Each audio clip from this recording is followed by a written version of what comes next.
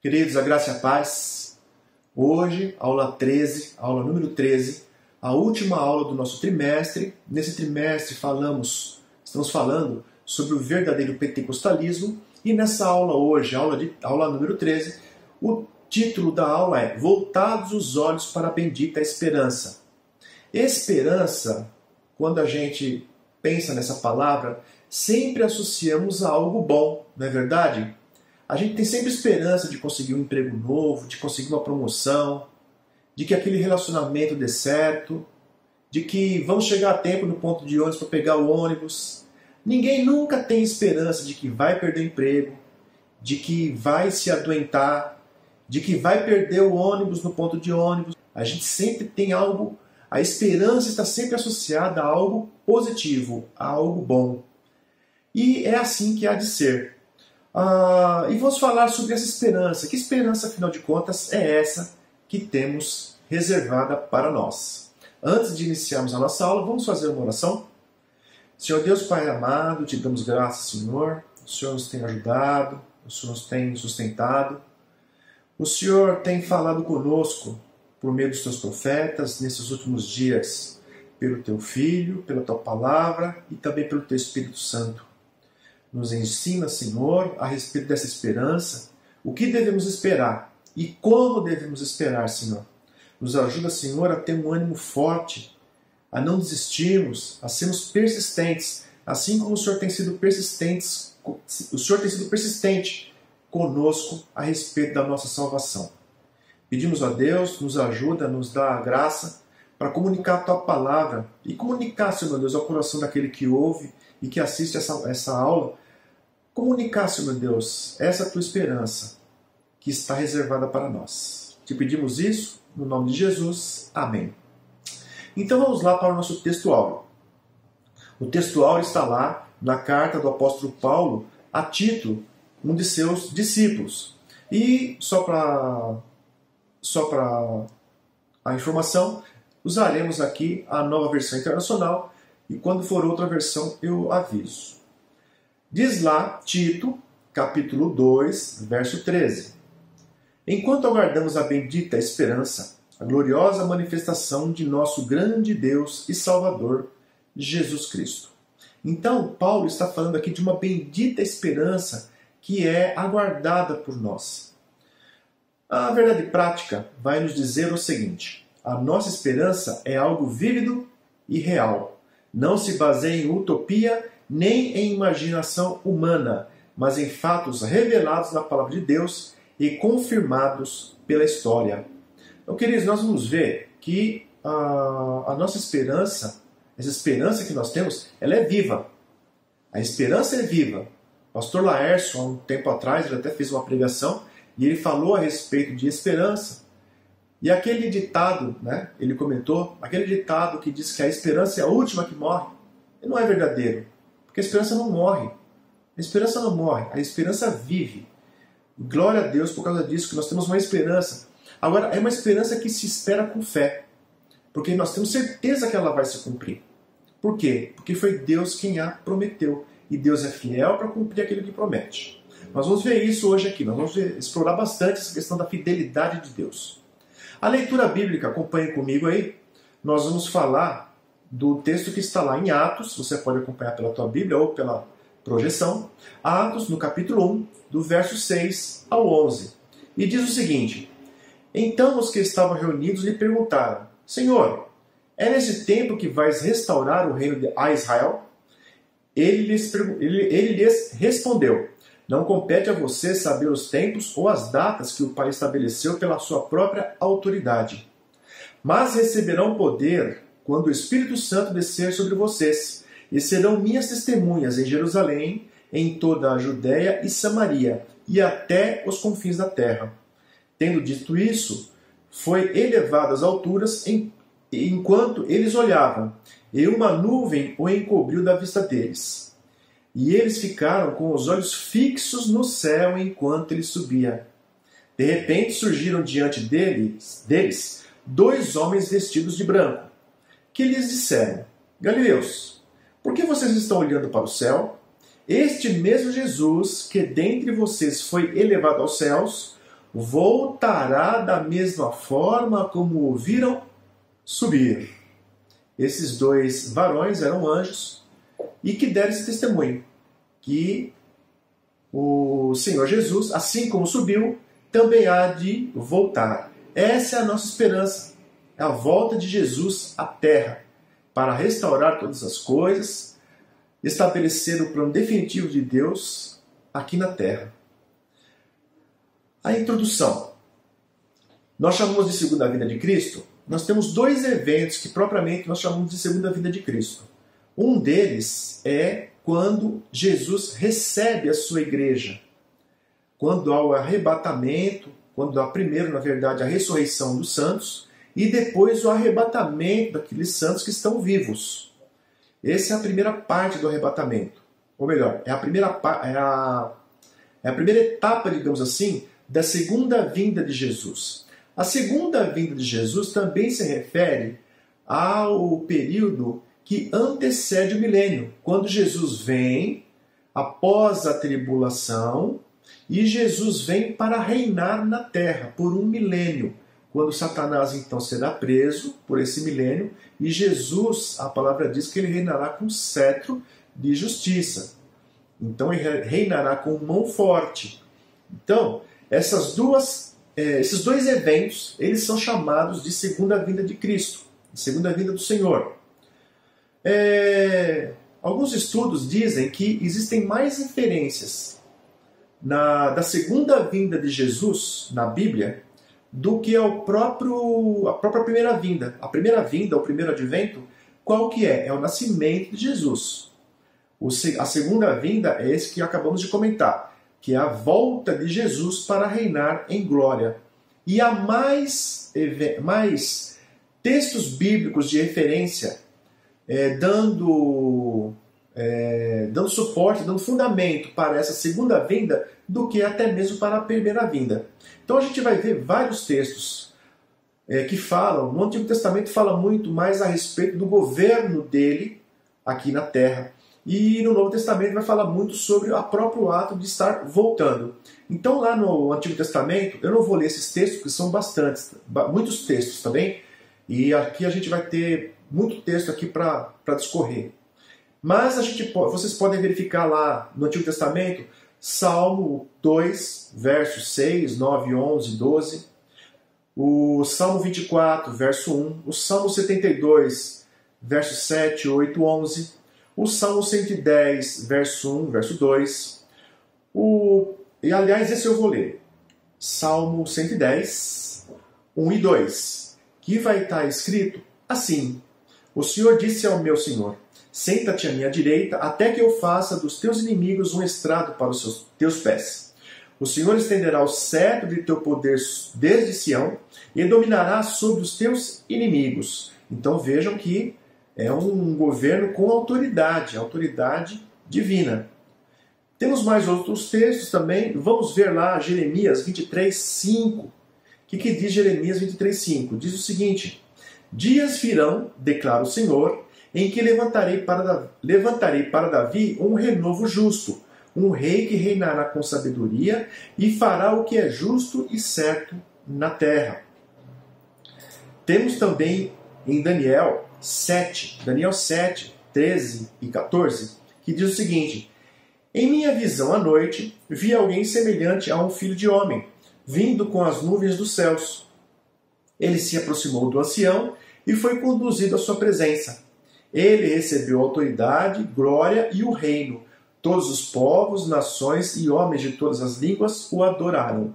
Seu domínio é um domínio eterno que não acabará, e seu reino jamais será destruído. Então está falando aqui das últimas coisas do governo eterno de nosso Senhor.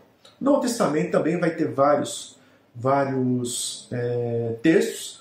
Podemos citar Mateus 19, 28, capítulo 23, 39. Então tem vários textos, queridos, que falam sobre a volta de Cristo. A Bíblia é farta a respeito dessa doutrina, então não há dúvida de que ele voltará. Por quê? Porque a Bíblia diz. Agora, vamos lá. A volta do Senhor é certa. O que poderia trazer dúvida para nós? Nenhuma. Quem crê, realmente crê. Agora vejamos lá. Vamos ver o que a Bíblia já falou a respeito de Jesus, predizendo a respeito de Jesus. Que ele viria de uma semente de mulher. Está lá em Gênesis 3,15.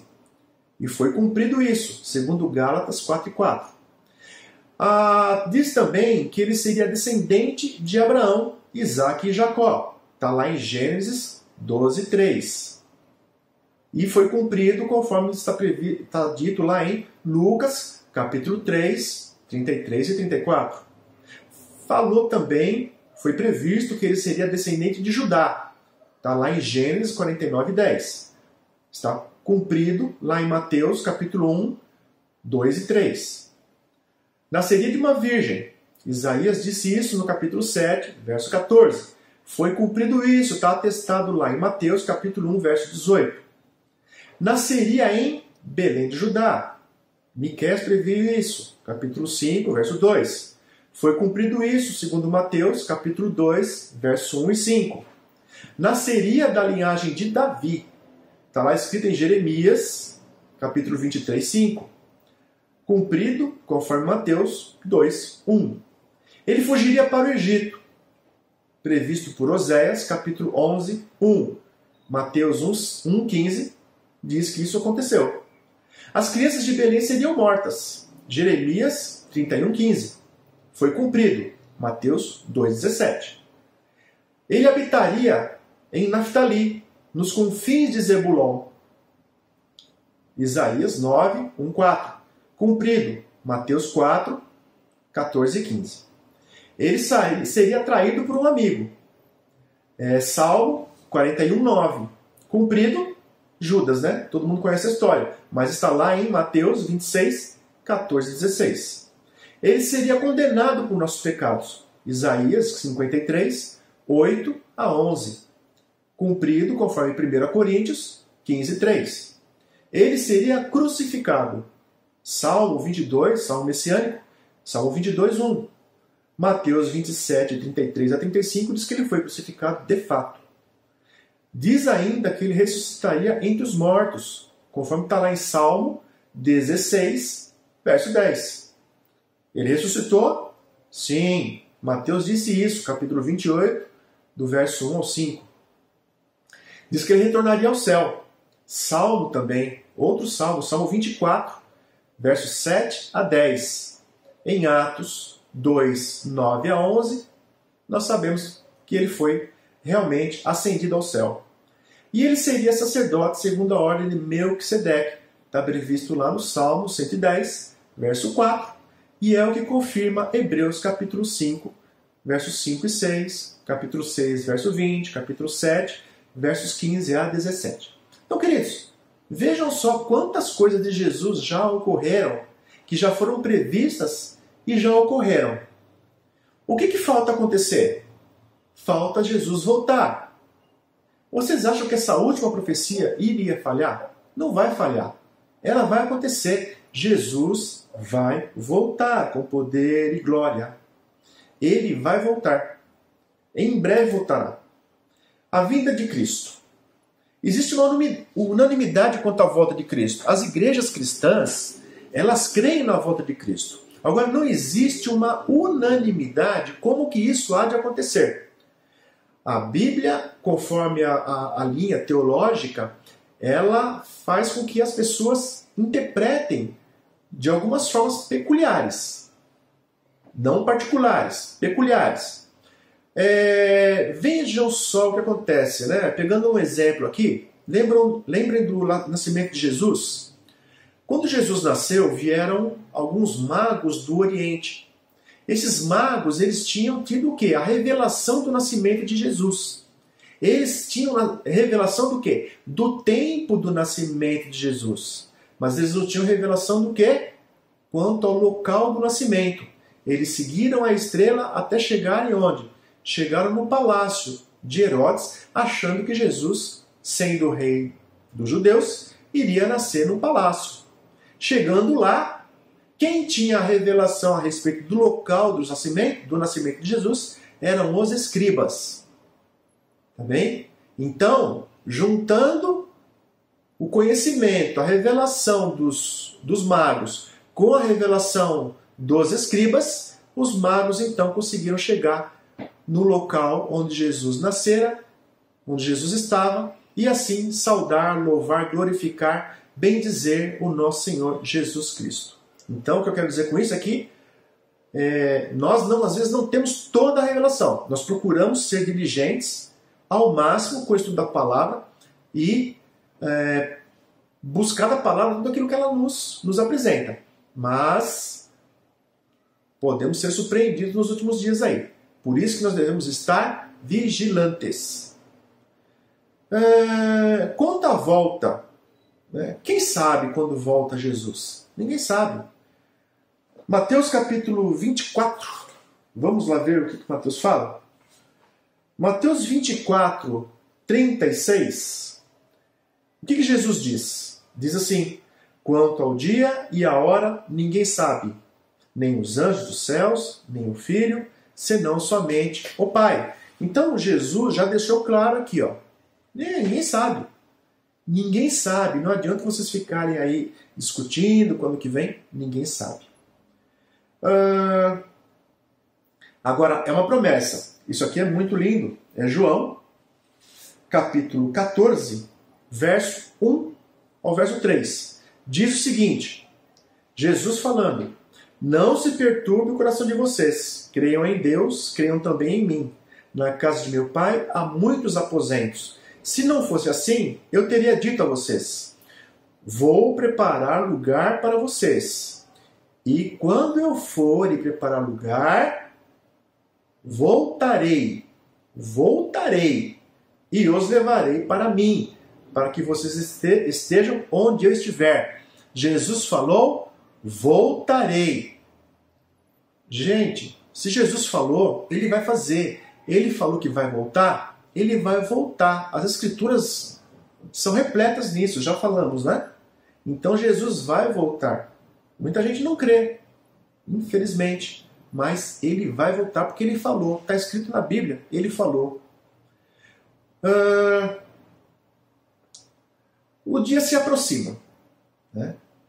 Queridos, Jesus deixou vários textos também dizendo que algumas coisas começariam a acontecer. Princípio de dores, né? Algumas coisas aconteceriam nesses últimos tempos. Guerras, rumores de guerras, filhos contra pais, pais contra filhos. Então, uma série de eventos, e nós entendemos que nós estamos vivendo esses últimos eventos. Os eventos que Jesus disse que seriam os tempos, os últimos tempos. Então, nós estamos vivendo esses últimos tempos. Então, quanto mais, se os primeiros cristãos da igreja primitiva já esperavam a volta de Jesus para aquela época, muito mais agora nós devemos estar preparados, vigilantes para a volta do nosso Senhor Jesus Cristo. Por exemplo, eu vou dar 2 exemplos aqui. Joel, capítulo 2, verso 28 a 32, diz o seguinte: e, depois disso, derramarei do meu espírito sobre todos os povos. Os seus filhos e as suas filhas profetizarão, os velhos terão sonhos, os jovens terão visões. Até sobre os servos e as servas derramarei do meu espírito naqueles dias. Mostrarei maravilhas no céu e na terra, sangue, fogo e nuvens de fumaça. O sol se tornará em trevas e a lua em sangue, antes que venha o grande e temível dia do Senhor. E todo aquele que invocar o nome do Senhor será salvo. Pois, conforme prometeu o Senhor no Monte Sião e em Jerusalém, haverá livramento para os sobreviventes, para aqueles a quem o Senhor chamar.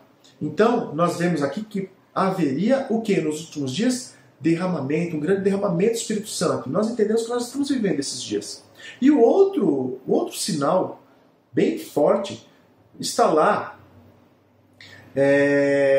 Por exemplo, tem vários textos aqui, Isaías 66, 8, Ezequiel 36, 24, 37, 21, Amós 9, 14 e 15, e Lucas 21, 29 e 31, que falam da restauração de Israel como nação. Esse já se cumpriu em 1948, quando os judeus eles retornaram ali para a região do Oriente Médio e estabeleceram o Estado de Israel. Então Israel hoje é um Estado, não é apenas uma nação, é um Estado, e é um Estado, um dos mais proeminentes que nós temos hoje. Não é verdade? Nós temos aí o Estado de Israel é um Estado próspero, que incomoda muita gente, mas Deus prometeu que ele seria restaurado nos últimos tempos. Então, estamos próximos realmente do retorno do nosso Senhor Jesus Cristo. O tópico 2 vai dizer o seguinte: a necessidade de vigilância. Vigilância, eu vou ler aqui para vocês, estado de quem permanece alerta, que procede com precaução para evitar o risco, que está pronto para agir em caso de necessidade. O que é estar de vigilância? É estar atento ao que está acontecendo. Uma pessoa que fica de vigilância, ela não fica dormindo, ela não fica encostada, ela não fica desatenta, ela fica prestando atenção ao que está acontecendo. Queridos, pense bem, se falassem para você, hoje vai entrar um ladrão na sua casa, o que você faria? O que você faria? Primeiro, acredito que você se cercaria de algumas garantias, né? Compraria cadeado para mais, faria algumas coisas, né? E talvez você não dormiria à noite. Por quê? Porque garantiram que alguém ia entrar na sua casa. Então você se cercaria de algumas garantias, não é verdade? Então assim tem que ser conosco também. Jesus falou assim que é para nós vigiarmos. Somos exortados a vigiar. Mateus, capítulo 24, 44, diz: assim, vocês também precisam estar preparados, porque o Filho do Homem virá numa hora em que vocês menos esperam. É interessante isso, queridos. A nossa igreja teve um tempo que ela trabalhou com um sistema de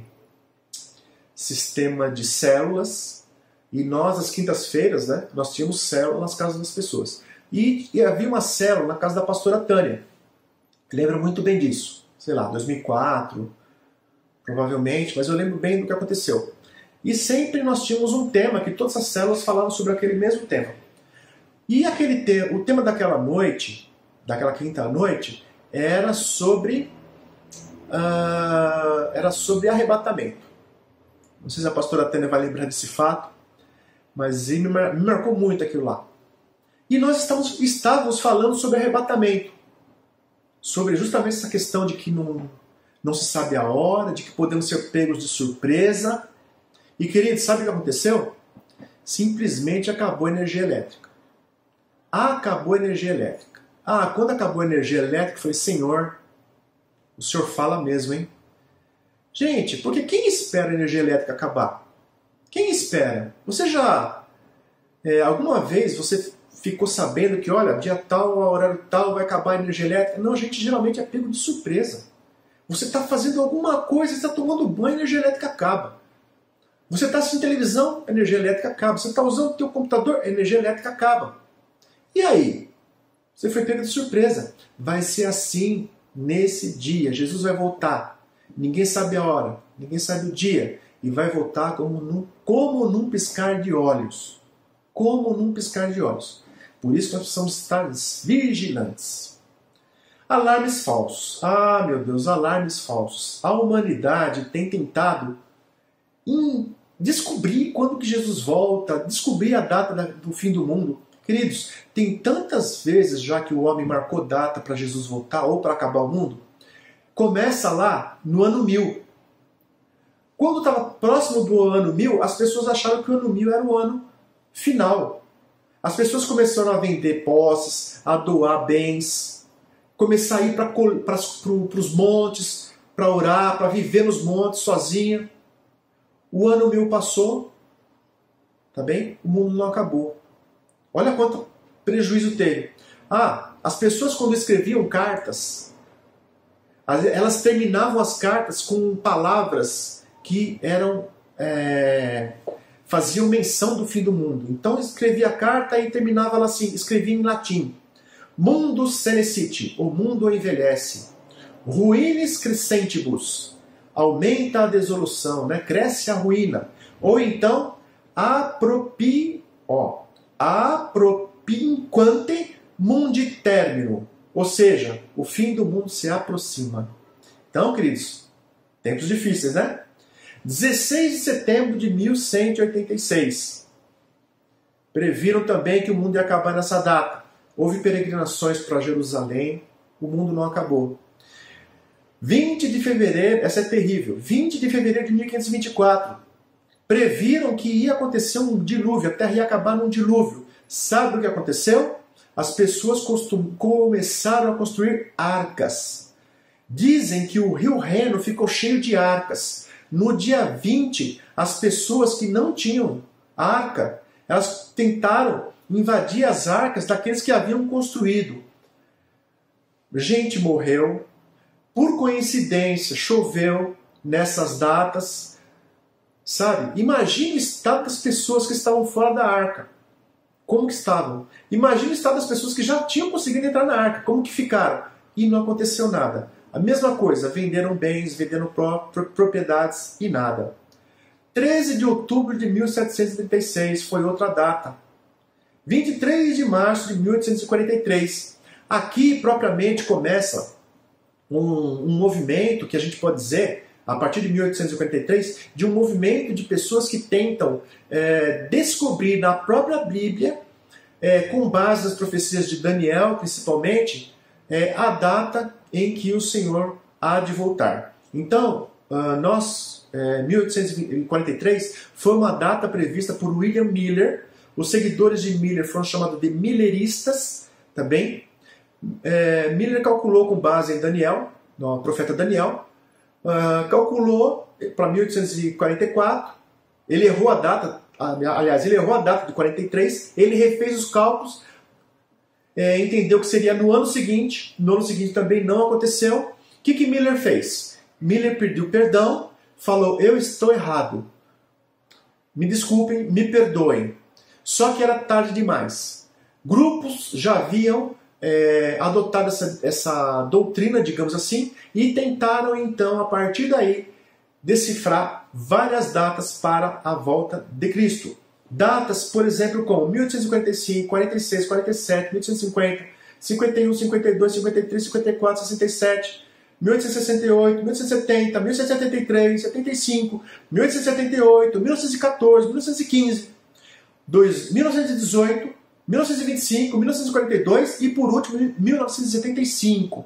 Tá bem? Então tem grupos religiosos específicos que ficam afirmando que, inclusive, um deles já solucionou o seu problema dizendo que, na verdade, Jesus já voltou. Que a interpretação de Miller era que estava errada. Que, na verdade, Jesus não viria à Terra, mas que Jesus entraria no templo celestial. Que Jesus entrou no templo celestial, de fato, naquela data de 1844 ou de 43. Tá bem? É terrível. Mas Jesus falou que haveria o quê? Ninguém saberia a data e hora. Então, queridos, não perca tempo ficando discutindo em grupos. Volta, O homem está louco para acabar com o mundo. Vocês já perceberam disso? Filmes de Nova York, filmes americanos de Hollywood, quantas vezes já destruíram Nova York? Quantas vezes já destruíram os Estados Unidos? Né? Temos aí vários filmes que falam de destruição do mundo. Não é verdade? A última aí foi em 2012. Diziam que o mundo ia acabar porque o calendário Maia acabava. O último calendário Maia ia até o ano de 2012. Então o homem está sempre com essa superstição de que o mundo vai acabar em data X. Não é superstição que o mundo vai acabar. O mundo vai acabar do jeito que nós conhecemos hoje. Será restaurada uma ordem de acordo com a ordem, a ordem divina. Mas não esse mundo acabar da forma como as pessoas estão achando aí. Que é simplesmente o homem vai deixar de existir. Não.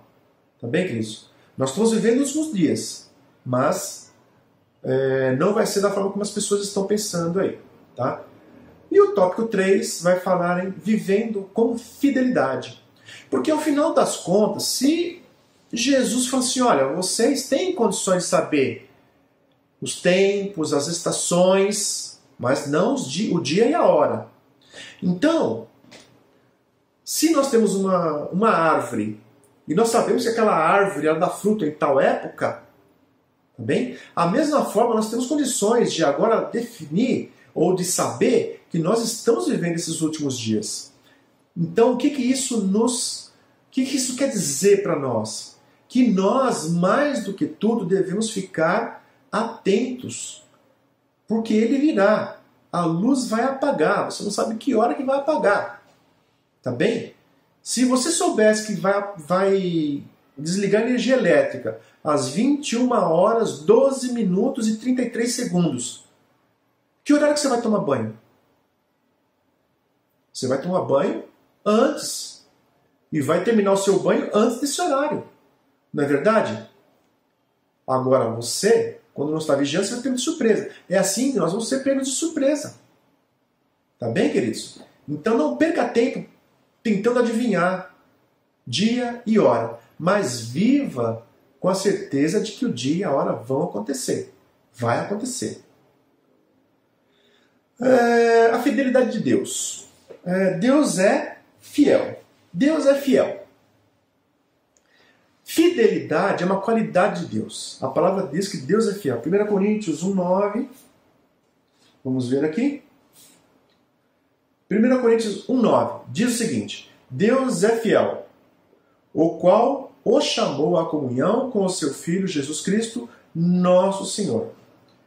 Segunda carta a Tessalonicenses 3,3 diz: mas o Senhor é fiel, Ele os fortalecerá e os guardará do maligno. Deus é fiel. Deus é fiel consigo mesmo, Deus é fiel com a sua palavra, Deus é fiel com o seu plano. E porque Ele é fiel com a sua palavra, vai se cumprir. Nós não podemos ter dúvida a respeito disso, queridos. Tá? E a fidelidade de Deus, ela é um atributo.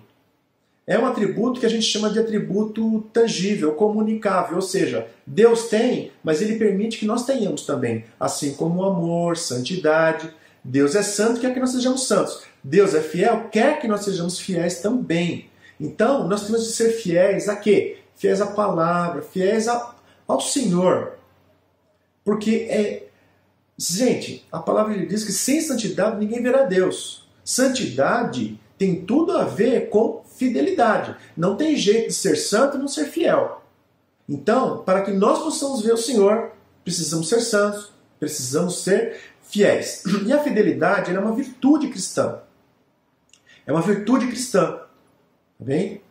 Que ela é comunicável, como falamos, é comunicável ao homem e faz parte do fruto do Espírito. Lembrando, fruto e dom são coisas distintas. Fruto é aquilo que nós produzimos, dom é aquilo que recebemos. O homem não recebe fidelidade. O homem, ele faz brotar a fidelidade. Ele dá o fruto, ele frutifica a fidelidade. Um dos aspectos do fruto é a fidelidade. Tá bem? Então, queridos, praticamente é isso a nossa aula. Nossa aula de hoje, ela basicamente se baseia nisso. Em nós sabemos que Jesus volta. Jesus voltará, isso é certeza, está garantido pelas Escrituras. Está garantido também que nós não sabemos a hora. E o apelo do nosso Senhor é que nós estejamos atentos. Porque Ele vai voltar. Ele vai voltar. Tá bem? Então, devemos viver como se Ele fosse voltar antes de acabar essa aula. A verdade é essa. Ele pode voltar antes de acabar essa aula? Pode. É assim que nós devemos viver, tementes a Deus. Então, queridos, essa é a nossa mensagem de hoje. Eu só queria finalizar a aula, próxima aula, né? Já dar um recado que a partir da próxima aula teremos um novo estudo. A próxima aula o tema será dons espirituais e ministeriais. E a nossa primeira aula será com o nosso pastor Reginaldo. Tá bem? Então esteja atento, porque ele vai fazer essa introdução a respeito dos dons espirituais e ministeriais. Também comunicar aos irmãos, findando esse trimestre, que haverá algumas alterações aí no nosso corpo docente. Porque, como vocês sabem, nós tivemos aí o desligamento estamos tendo, né, o desligamento do pastor Eduardo, do nosso corpo docente, porque o pastor Eduardo ele está agora com um ministério próprio, uma vida plena, própria, e nós teremos, então nós agradecemos ao pastor Eduardo, E agradecemos também ao Tiago Andrade e a Flávia, que se mudaram do estado, estão lá em Santa Catarina. Então agradecemos também, porque eles militavam ali no corpo docente dos jovens e também estão se desligando. Inclusive a Flávia está nesse momento dando a última aula dela na escola bíblica ali para os jovens. Então eu agradeço pastor Eduardo, Tiago Andrade, Flávia, por tudo que vocês contribuíram aí conosco na escola bíblica dominical, com todos os ensinamentos, a devoção de vocês. E por conta disso, queridos, o nosso irmão Aislan, ele passará para o corpo docente dos jovens, tá bem? Então, parabéns aos jovens aí. Sentiremos falta do professor Aislan na escola bíblica dos adultos, tá bem? Fará falta sim, Aislan, mas ele está indo para uma boa causa para reforçar a equipe lá dos jovens. Tá bem, queridos? Deus abençoe a sua vida. Fique com mais um período de louvor, o período da ministração da palavra por meio da pregação. E, se Deus nos permitir, nos veremos no próximo domingo com a sua graça, se Ele não voltar até lá. Deus abençoe. Amém.